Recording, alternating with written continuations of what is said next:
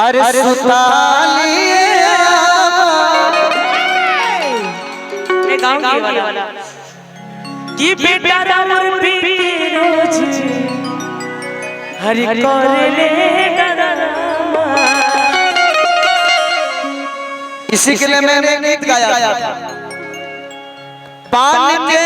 पतैया को आरे लिख देने लेता आटे की भोले बाबा आटे की काली माई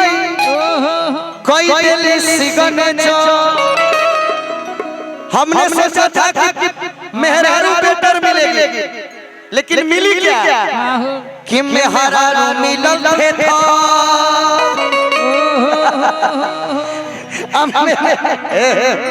लइकवा आगे बोला तो तागवा चलो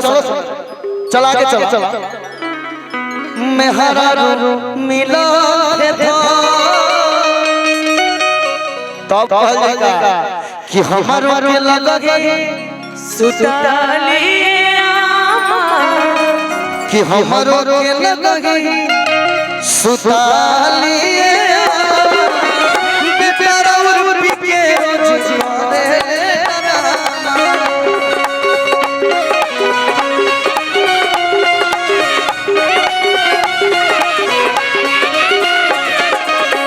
हमारो के लगे सुताली हमारो के लगे सुताली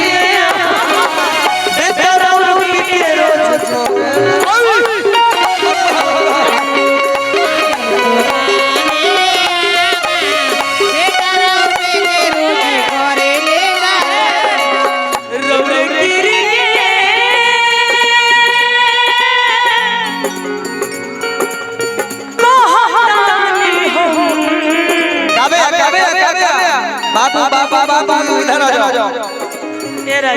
अब जैसे मैं नाचूंगा वैसे ही नाच चलो पकड़ो डांस में थोड़ा मजा आना चाहिए। आओ तू गाओ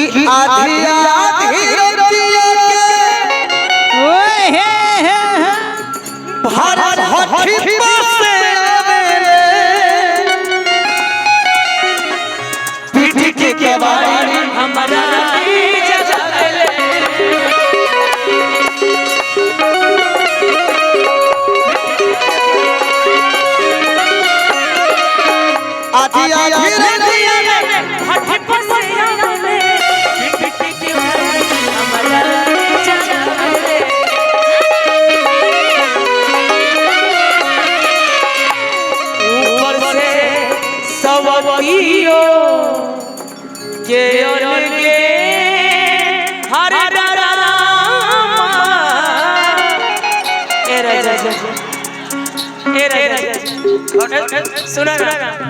ना मन रुक एक हटा ना हो ऊपर से सवलिया के अलग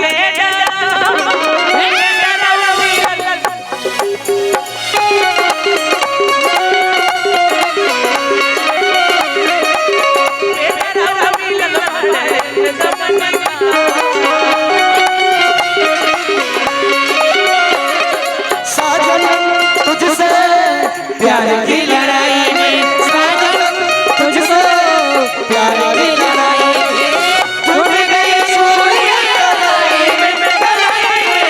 टूट गई चूड़ियां कलाई में टूट गई चूड़ियां कलाई में तेरा रूप के रोज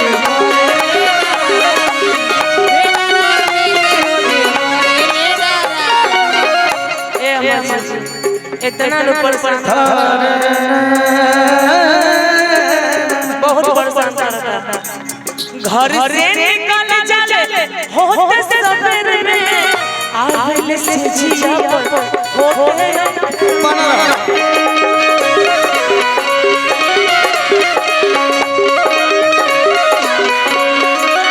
घर से निकल जाले होते सवेरे में आइले से जिया पर होते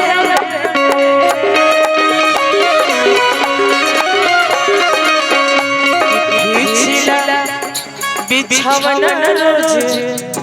सुखावतानी घाम भाई पसंद किया था ये नहीं अरे ले मीठा मीठा हम समझ रहे हैं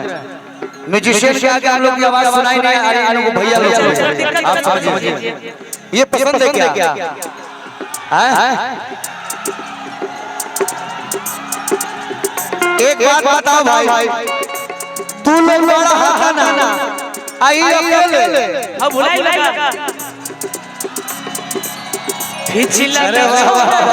सुखावतानी घाम पिछला बिछावन रोज सुखावतानी घाम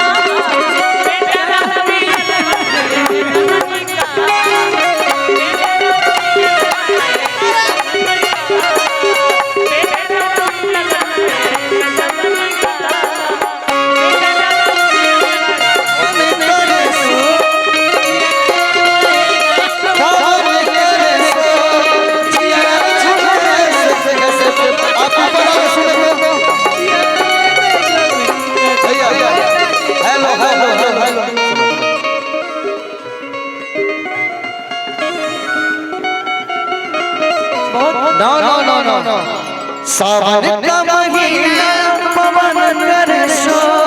सावन का महीना पवन करे सो जिया रे झूमे जैसे बनवा चुमो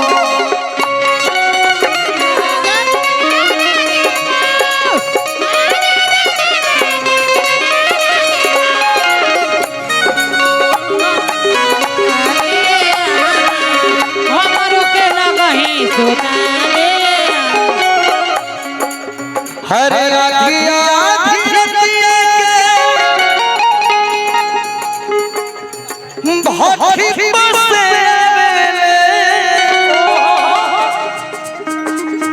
पिटी के कबाड़ी हमारा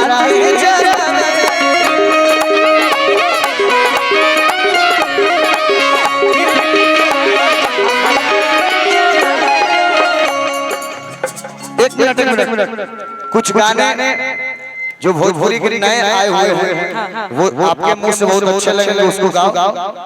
कि क्या वाले करी न मिजाज के अब बात न करानी वाला बात महाराज के मैं जिधर उधर चट्टी मारना यार मैं जिधर चट्टी मारना देखिए थोड़ा सा कि फेंक देना लोढ़ा गुस्सा कम करो थोड़ा चूड़ी फूट जाए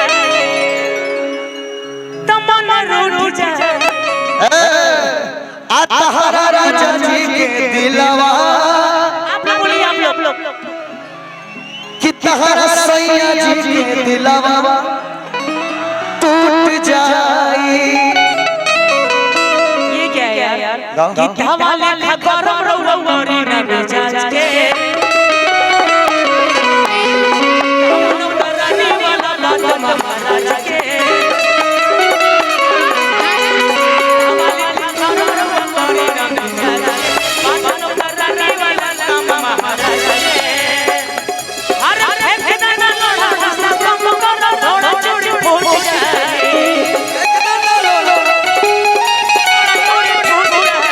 महाराज के दिला मामा